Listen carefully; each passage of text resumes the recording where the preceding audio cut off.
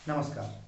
मैं डॉक्टर सत्य Mishra, assistant professor, department of education, आपके सामने अपने यूट्यूब चैनल सत्यम सर के साथ उपस्थित हो रहा हूँ। दोस्तों, मैंने आपसे वादा किया था कि आपको लेव वाइगॉट्स्की ब्रूनर्स थ्योरी कंप्लीट करने के बाद पियाजे का संज्ञानात्मक विकास आपके सामने जरूर रखूंगा। आने वाले बहुत से एग्जामिनेशन लाइक यूपीटीईटी या सीटीईटी का भी 28 दिसंबर को एग्जाम होने वाला है। उसके लिए यहाँ से क्वेश्चन निश्चित रूप से बनते हैं, इसलिए आपको ध्यान देना है कि इस चैप्टर को सर्वाधिक अच्छे से पढ़ना है। आपको मैंने 3 बातें बताई थी।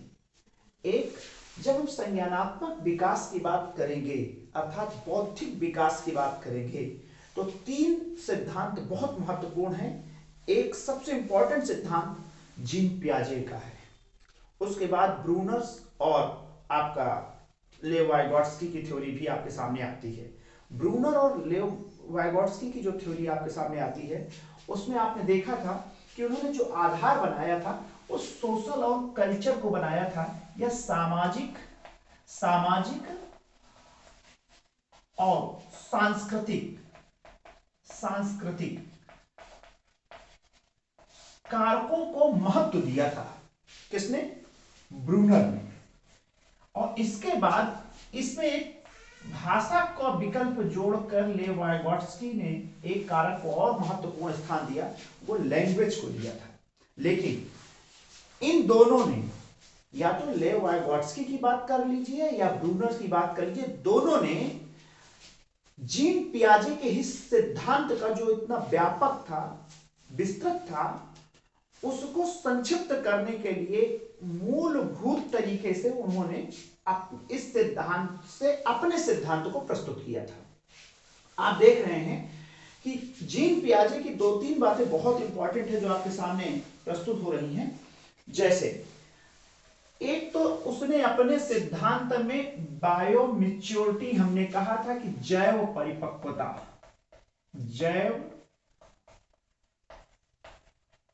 परिपक्वता, बायो मैच्योरिटी को आधार बनाया है, जबकि यह आधार आपका किसने?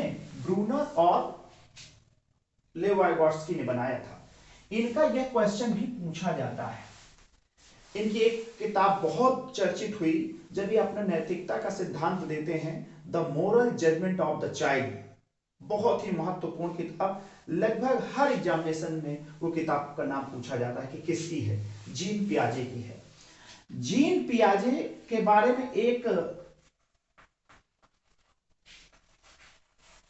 बहुत महत्वपूर्ण तथ्य आपके सामने आता है कि यह जीन पियाजे स्विट्जरलैंड में इनका जन्म हुआ था, और यह मनोवैज्ञानिक के पहले यह जैव वैज्ञानिक थे, या जीव विज्ञानी थे, या जंतु विज्ञान पर इनकी पीएचडी की उपाधि इनको प्राप्त हुई थी। तो इन्होंने जब जंतु विज्ञान पर पीएचडी की उपाधि प्राप्त की तो इन्होंने आधार भी बच्चे का मानसिक विकास का जो आधार भी इन्होंने जैव परिपक्वता या बायो मैच्योरिटी को ही बनाया। तो एक बहुत महत्वपूर्ण क्वेश्चन ये होगा इसका। अब आइए जरा, इन्होंने कहा 4 स्टेजेस में कॉग्निटिव डेवलपमेंट होता है। 4 स्टेजेस में पहली स्टेज को कहते हैं हम लोग सेंसरी मोटर स्टेज, या हिंदी में कह देते हैं संवेदी गामक अवस्था, या इसी को कह देते हैं इंद्रिय जनित गामक अवस्था। इसी को हम क्या कहते हैं? इंद्रिय जनित गामक अवस्था, पहली अवस्था। अब देखिए, जो आधार देखना है आपको वो समझने की जरूरत है। जीन पियाजे की जो पहली अवस्था है, इस पहली अवस्था में जो 6 सब स्टेजेस बताई गई हैं, कितनी? 6 सब स्टेजेस बताई गई हैं, यानी 6 उप अवस्थाएं बताई गई हैं। परंतु इन 6 उप अवस्थाओं को समझिए, क्वेश्चन आया हुआ है, पूछी गई कितने जीन पियाजे ने उप अवस्थाएं बताई हैं पहली सेंसरी मोटर स्टेज में, तो कितनी बताई? 6, नंबर ऑफ 6 स्टेजेस बताई हैं। इनको जरूर आप अपने दिमाग में रखिए, कौन कौन सी, इसकी विस्तार से चर्चा हम आगे करते हैं। पहले इसको ये समझ लेते हैं कि इन 6 अवस्थाओं में पहली अवस्था जो है, 6 अवस्थाओं, जो पहली अवस्था की 6 उप अवस्थाएं हैं, इस पर जो मेन आधार होता है वो होता है एस और ए। पहली अवस्था का क्या होता है? एस और ए, सेंस एंड एक्शन। सेंस और एक्शन यानी, अब आइए जरा बात करिए। सेंस का मतलब है इंद्रियों के माध्यम से कार्य करना। इसमें बच्चा क्या करता है? अपनी इंद्रियों का बहुत अधिक प्रयोग करता है, इसलिए इसको सेंसरी मोटर स्टेज भी कह दिया जाता है। और दूसरी एक्शन यानी अब क्रिया के माध्यम से कार्य करता है। जैसे आप देखते हैं छोटा बच्चा होता है 30 दिन का, मान लीजिए पहली अवस्था जो उप अवस्था 30 सेंसरी मोटर स्टेज की जो पहली सब स्टेजेस है वो 30 डेज की है। जो पहली 30 डेज की अवस्था है उसमें प्रतिवर्त क्रिया बहुत अधिक होती है, रिफ्लेक्स एक्टिविटीज बहुत अधिक होती है। जैसे उसमें प्रमुखता होती है, प्रधानता होती है चूसना। तो इसलिए पहली अवस्था इंद्रियों के माध्यम से, यदि बच्चे को देख रहे हैं आप, उसके सामने अचानक प्रकाश का किरण दीजिए तो वो आंखें बंद करता है, और आंखें बंद करने के बाद यदि उसको भूख लगती है तो एक्शन या रो के बात करता है, अपना बहुत तेजी से रोता है वो बच्चा, या अपने हाथ पैर वो झटकता है, उसके आधार पर वो अपनी बात करना चाहता है। तो पहली जो अवस्था हुई वो सेंस और एक्शन पर आधारित हुई। दो प्रमुख चीजें आपके दिमाग में आनी चाहिए। दूसरी जो अवस्था हुई आपकी पहली अवस्था ये, दूसरी अवस्था जो प्रमुख रूप से आती है यह प्री ऑपरेशनल स्टेज कहते हैं, या पूर्व संक्रिया अवस्था कहते हैं। क्या कहते हैं? पूर्व संक्रिया अवस्था। अब पूर्व संक्रिया अवस्था में भी 2 सब स्टेजेज होती हैं। कितनी होती हैं? 2 सब स्टेजेज होती हैं। 2 सब स्टेजेस होती हैं। इसमें 2 प्रमुख अवस्थाएं, एक अवस्था को कहते हैं प्री कॉन्सेप्चुअल स्टेज, और दूसरी अवस्था होती है इनिटिएटिव स्टेज, अंतर्दर्शी अवस्था। तो पहली 2 सब स्टेजेस जो होती हैं इनको भी हम बाद में देखेंगे। पहले ये समझ लेते हैं कि इस स्टेज में प्रमुखता क्या होती है। तो एक तो प्रमुखता आ जाती है एल, और दूसरी प्रमुखता आ जाती है आई, या इसी को हम लोग एम आई पढ़ लेते हैं। अब ये एल क्या है और यह आपका आई क्या है, ये देखना है। तो एल जो आपका होता है वो लैंग्वेज हो जाता है, और जो आई होता है इमेज कहलाता है, या इसी इमेज को मेंटल इमेज भी कहा जाता है, मानसिक प्रतिमा, मानसिक चित्र बनना। तो अब आप बात क्या होती है, अब जब 2 से 7 वर्ष का बालक हो जाता है, जीन पियाजे कहते हैं, इस अवस्था को कहते हैं पूर्व संक्रियात्मक अवस्था। इसकी 2 उप अवस्थाएं होती हैं। उन दो उप अवस्थाओं में पहली अवस्था को कह देते हैं प्राक संप्रत्यात्मक अवस्था, और दूसरी अवस्था को अंतर्दर्शी अवस्था कह देते हैं। अभी इस पर भी डिटेल से चर्चा इसको आगे करते हैं। पहले आप ये समझ लीजिए कि ये प्रधानता किस चीज की होती है। तो लैंग्वेज यानी अब बच्चा अपनी बात करने लगता है। अब बच्चे के बात करने में थोड़ा सा स्थिरता आ जाती है। पहली स्टेजेस के अपेक्षाकृत इस स्टेज में बालक अब अधिक अपनी बातों को जो एक्शन के माध्यम से कहता था, अब एक्शन का प्रयोग ना करके बल्कि अपनी भाषा का प्रयोग करके वो अपनी बात को रखने लगता है। जैसा कि हम जानते हैं, एक प्रश्न सबसे इंपॉर्टेंट आ जाता है कि पहली अवस्था में वस्तु के स्थायित्व का बोध होने लगता है, लेकिन पहली अवस्था में वस्तु के स्थायित्व का बोध पूरी अवस्था के दौरान नहीं होता, बल्कि अंतिम पायदान पर पहुंचते पहुंचते होने लगता है। प्रश्न यह पूछता है कि वस्तु के स्थायित्व का बोध किस अवस्था में होता है। तो वस्तु के स्थायित्व का बोध इस अवस्था पे ना होके बल्कि इसकी अंतिम अवस्था में, तो प्री ऑपरेशनल स्टेज ही कहेंगे, बल्कि यहां पर वस्तु के स्थायित्व का बोध नहीं हो पाता। होता क्या है कि जैसे वस्तु का स्थायित्व का बोध क्या होता है कि यह वस्तु है और इस वस्तु को गुम कर दिया जाए तो ये मान लेता है कि वह वस्तु नहीं है, उसका अस्तित्व नहीं है। बल्कि इसी अवस्था के आखिर में या प्री ऑपरेशनल स्टेज के प्रारंभ में उस अवस्था का विकास हो जाता है। लेकिन जैसे ही हम सेकेंड अवस्था की बात करेंगे तो लैंग्वेज और इमेज, यानी अब वो कोई चीज देखता है सामने तो उसके बारे में सोचने लगता है, विचार करने लगता है। अगर उसमें विचार करने लगता है और लैंग्वेज यानी उसका विचार अपनी भाषा के माध्यम से करने लगता है, परंतु दो गुण यहां पर बहुत विरोधाभास उत्पन्न कर देते हैं। एक तो रिवर्सिबिलिटी की क्षमता यहां नहीं डेवलप हो पाती। सेकेंड अवस्था में बहुत क्वेश्चन पूछा जाता है जिसको कहते हैं पलटावी गुण। पलटावी गुण का मतलब कि हम 2 × 2 = 4 तो कह देंगे, लेकिन 4 / 2 = कितना आएगा हमको नहीं पता होता है। या हम ये कह देते हैं दो गिलास लिए हैं, एक लंबा है एक चौड़ा है, छोटा है। छोटे गिलास का पानी यदि हम पलट कर लंबे गिलास में जो पतला है उसमें डाल देते हैं तो बच्चे को ऐसा लगता है कि इसमें पानी ज्यादा है और इसमें पानी कम है। यानी पलटावी रिवर्सिबिलिटी का गुण डेवलप इस उम्र में नहीं हो पाता, बल्कि वह नेक्स्ट स्टेज में हो जाता है। तो लैंग्वेज और इमेज दो बहुत प्रधान होती हैं। अब आप एक और बात करेंगे,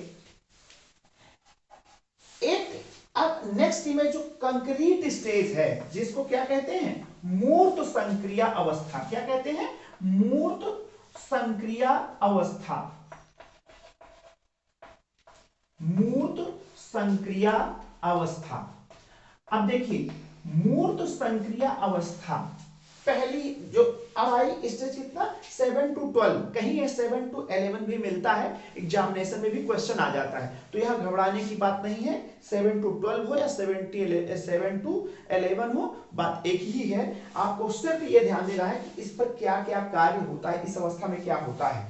तो इस अवस्था में पहली चीज जो आ जाती है वो लॉजिकल। अब लॉजिक आने लगता है, लॉजिकल यानी लॉजिकल, अब तर्क का विकास होने लगता है। अब उसकी बातों में संप्रत्यय का निर्माण होने लगता है, कॉन्सेप्ट बनने लगता है। अभी तक बच्चे के दिमाग में जो प्री ऑपरेशनल स्टेज में कॉन्सेप्ट नहीं बनता था। यदि वो बकरी देख लेता था और वैसे ही दूसरा जानवर देखता था तो उसको बकरी ही समझता था, बल्कि उसका संप्रत्यय का विकास नहीं होता था। अब यहां कॉन्सेप्ट उसका क्लियर होने लगता है, यानी लॉजिक उसकी तर्क के आधार पर वो अपनी बात को रखने लगता है। एक शब्द आता है सी, कैटेगरीज। कैटेगरीज, कैटेगरीज ये वर्गीकरण, यानी पहला लॉजिकल अपनी बात करने लगता है, तर्क पर बात अपनी करने लगता है।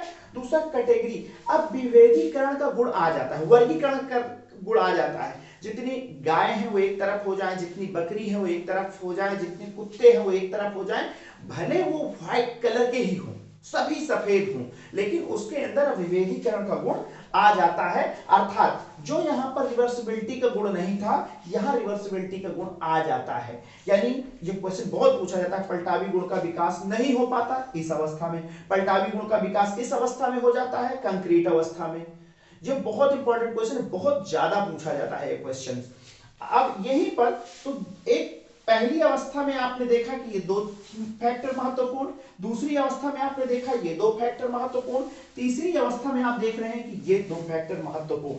अब चौथी अवस्था है फार्मल ऑपरेशनल अवस्था, जिसको कह देते हैं फार्मल ऑपरेशनल स्टेज, या जिसे कह देते हैं औपचारिक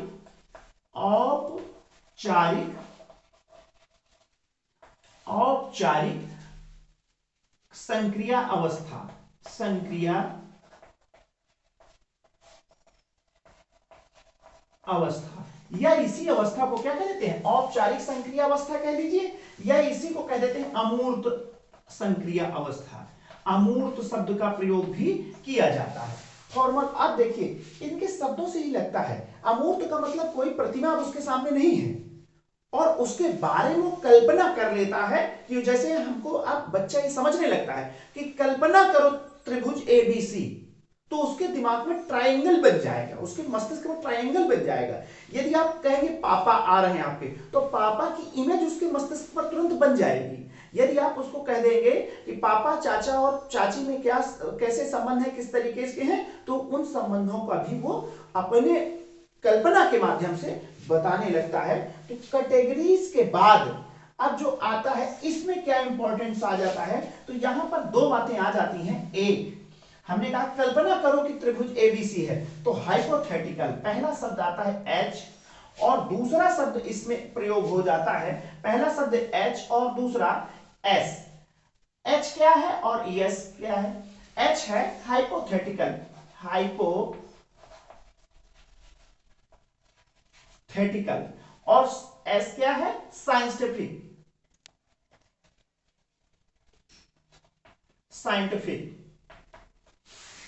अब आइए जरा साइंटिफिक, साइंटिफिक का मतलब यह हो गया पहला हाइपोथेटिकल, यानी अब कल्पना, अब इमेजिनेशन करने की उसके अंदर की शक्ति जागृत हो जाती है। अब उस विषय को वह समझने लगता है कि यह जो अवस्था है यह पूर्णतया है कल्पना पर आधारित अमूर्त चिंतन करने की योग्यता पैदा कर देती है।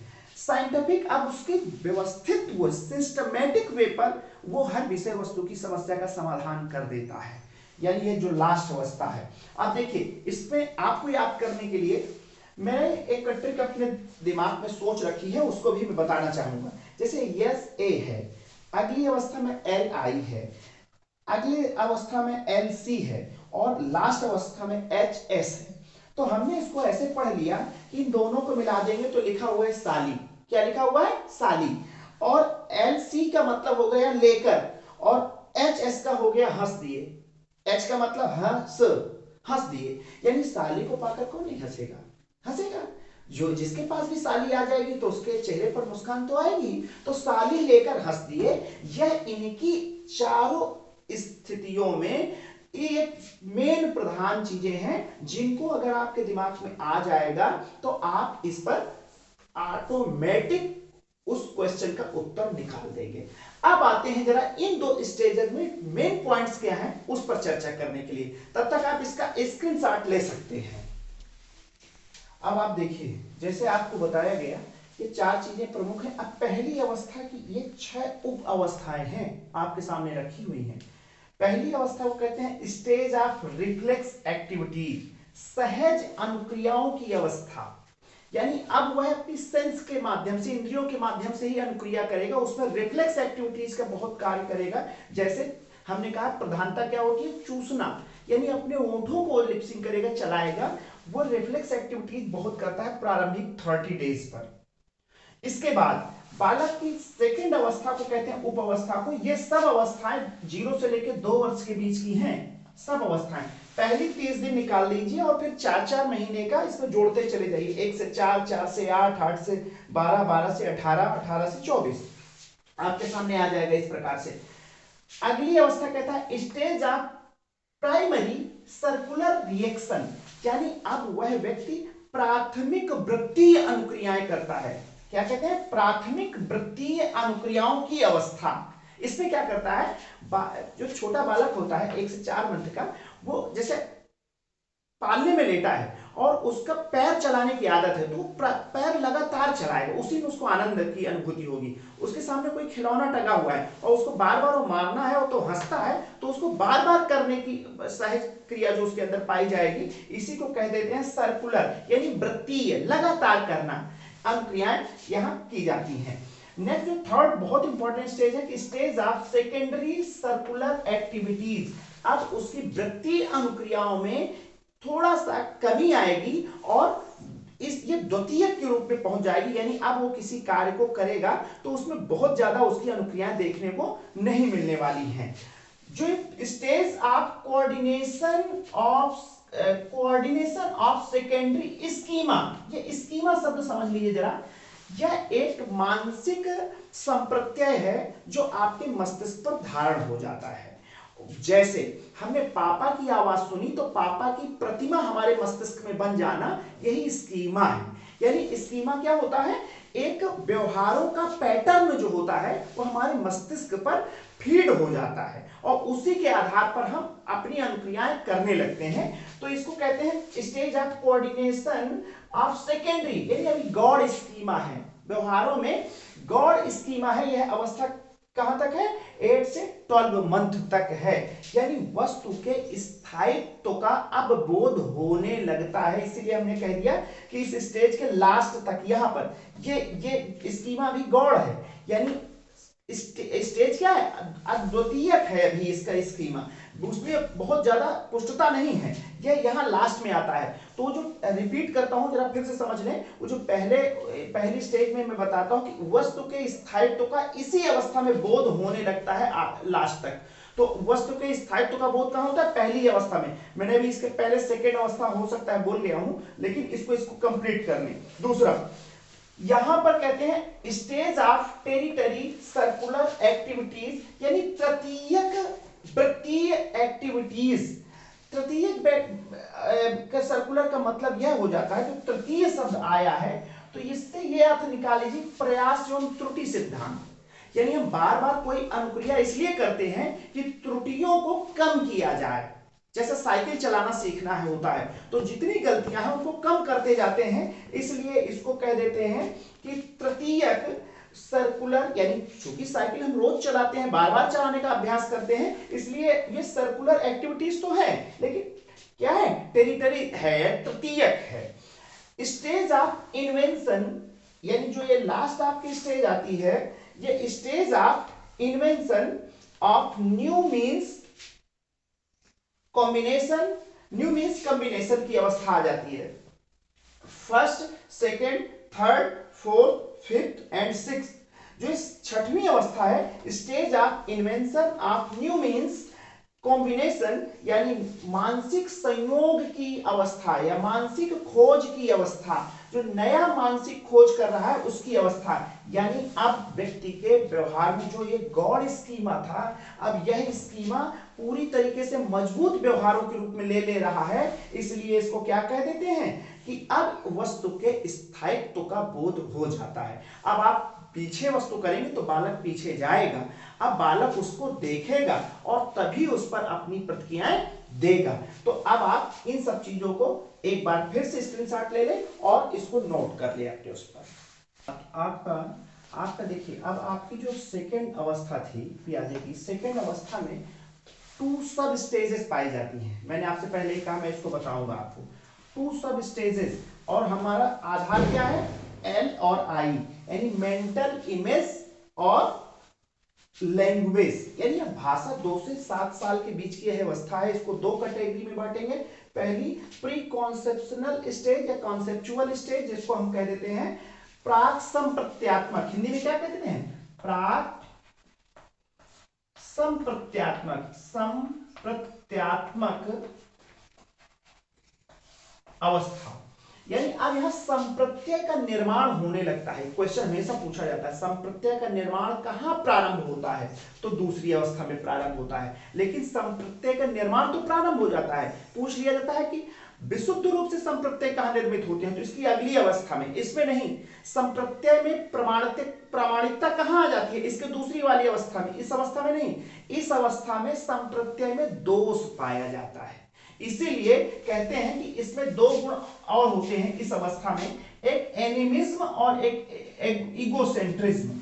जबकि यह अवस्था, यह दो इगोसेंट्रिज्म की ब्रूनर की किसकी अवस्था में पढ़े थे? पहली अवस्था में पढ़ा था। लेकिन यहाँ सेकेंड अवस्था में यह गुण होता है, एक एनिमिज्म, मतलब उसको जहाज को उड़ते हुए देखता है तो वो सोचता है जहाज में जीव है। वो अगर चोट लग जाती है किसी चीज को, उसको मार दिया जाए तो उसको ये लगता है कि हम इसमें जीव है, इसको भी उतना ही दर्द हुआ जितना मुझे हुआ।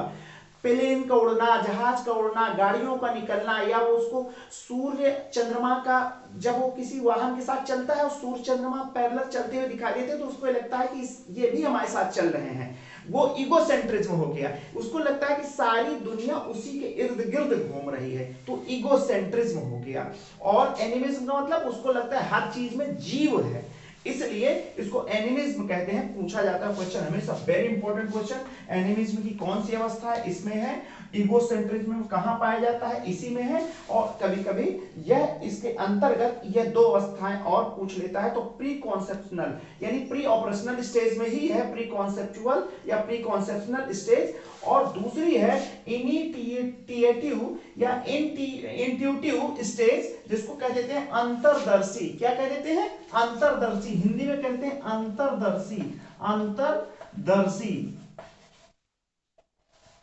अंतर्दर्शी अवस्था, अंतर्दर्शी अवस्था। इसका क्या मतलब होता है, इस अवस्था में बालक अपनी भाषा का तो प्रयोग कर रहा है, हम बार बार कह रहे हैं कि इसमें भाषा का प्रयोग होने लगता है, इमेज भी बनने लगती है, प्रतिमा भी बनने लगती है, लेकिन उन प्रतिमाओं के आधार पर उसके अंदर एक चीज का गुण नहीं होता है, नो रिवर्सिबिलिटी, यानी 2 into 2 = 4, बट 4/2 = 2 नहीं जानता वो कि 4/2 = 2 आएगा, ये नहीं जानता। ट्रांसफॉर्मेशन यानी हमने क्या किया, आटे का लुगदी बनाई और उसको विभिन्न आकार दे दिए, तो वो उस आकार में से विचलित हो जाता है, वो ये नहीं जान पाता कि ये एक ही वजन का आटा रखा है या पानी का चौड़ा गिलास है और छोटा गिलास है या लंबा गिलास है, उसमें पलट दें तो उसके अंदर ट्रांसफॉर्मेशन का गुण नहीं डेवलप हो पाता, ये दोनों गुण नहीं हो पाते हैं। क्वेश्चन बहुत आता है, रिवर्सिबिलिटी का गुण कहां पर, पलटावी, जिसको आप पलटावी कहते हैं, पलटावी का गुण इसकी अगली स्टेज में हो जाता है, मूर्त स्टेज में हो जाता है, लेकिन इस पर नहीं हो पाता है। ठीक है, एक बार स्क्रीनशॉट ले लें इसको और इसके बाद देख लें की चर्चा करते हैं, जिसको हम कहते हैं बहुत इंपॉर्टेंट अवस्था, ज्यादातर क्वेश्चन इसी से आता है, मूर्त संक्रिया अवस्था, मूर्त संक्रिया अवस्था। अब इस अवस्था में देखिए एक बात है, क्या है कि अब बालक मूर्त रूप से संप्रत्यय बन जाता है, कॉन्सेप्ट क्लियर होने लगता है और बालक उस आधार पर अपने विचार प्रकट करने लगता है। हमने आधार, देखिए हमको आधार नहीं भूलना है, इस पियाजे को पढ़ते दौरान आधार नहीं भूलना। हमने इतना 6 बिंदुओं पर पूरे पियाजे को समेटने की कोशिश की है, जिसको हमने एक हल्के नोट्स में, लाइट नोट्स में हमने कहा है कि साली साली लेकर हंस दिए, यानी ये आपके दिमाग में बैठाने के लिए मैंने ऐसा किया है। अब इसमें आपने L और C लिखा है, लॉजिकल और कैटेगरीज, यानी आप तर्क की बात करते हैं और दूसरा विभेदीकरण या वर्गीकरण की बात करते हैं, वर्गीकरण की बात करते हैं। तर्क लॉजिक यानी आप संप्रत्यय का निर्माण हो जाता है, वर्गीकरण भी करने लगते हैं, आप क्लासिफिकेशन भी करने लगते हैं। इस अवस्था में आप संप्रत्यय का निर्माण प्रारंभ हो जाता है। बार बार पूछा जाता है क्वेश्चन कि बालक संप्रत्यय कॉन्सेप्ट कहां बनने लगता है, तो इसमें बनने लगता है, उसका कॉन्सेप्ट बनने लगता है, संप्रत्ययों का निर्माण होने लगता है।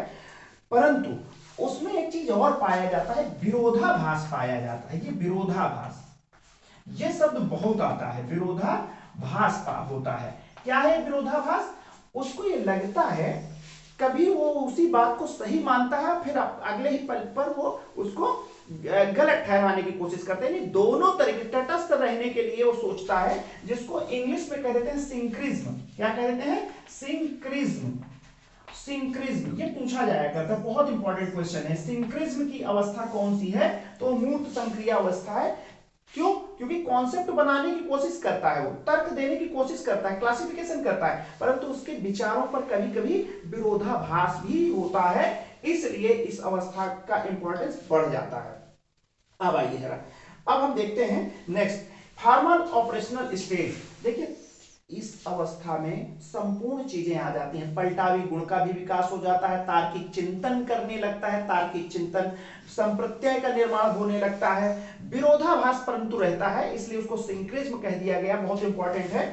लेकिन जैसे ही फॉर्मल की बात करेंगे तो यहां लिख दिया गया है, फॉर्मल में क्या लिखा गया है, लिख दिया गया है कि हाइपोथेटिकल है वो, यानी कल्पना करने लगता है, और साइंटिफिक है, यानी वो क्या है, वैज्ञानिक है। दो चीजें हमने बता दी यहां पर, यहां उसी को आधार बना लीजिए, संप्रत्यय। अब यहां संप्रत्ययों का निर्माण होने, महासंप्रत्यय बनने लगता है, कॉन्सेप्ट क्लियर होने लगता है। अब वो कल्पना करो त्रिभुज एबीसी है, ये आने लगता है। अब उसके अंदर वो जो तर्क है, उस तार्किक चिंतन कर रहा था, उस तार्किक चिंतन का आधार मिल जाता है, संश्लेषण करने लगता है, विश्लेषण करने लगता है, अमूर्त चिंतन करने लगता है, क्रमबद्ध अध्ययन करने लगता है, कल्पना, काल्पनिक दुनिया में जो रहा करता था तो वो तो इसी पर हो जाता है कि हवा महल बनना यहाँ खत्म हो जाता है, हवाई महल नहीं बनाता, वो वास्तविकता स्वीकार करने लगता है, परंतु यहाँ पर उसको यथार्थ में परिवर्तित करने लगता है। जैसे आपको हमने कहा कल्पना और वैज्ञानिक दोनों मिलाकर यानी सम प्रत्ययों का निर्माण होने लगता है। मुझे लगता है यह वीडियो आपको बहुत समझ में आया होगा और आपके सभी प्रश्नों का उत्तर यहां से प्राप्त हुआ होगा। यदि आपको पसंद आया है तो लाइक करें, शेयर करें, सब्सक्राइब करें। Thank you.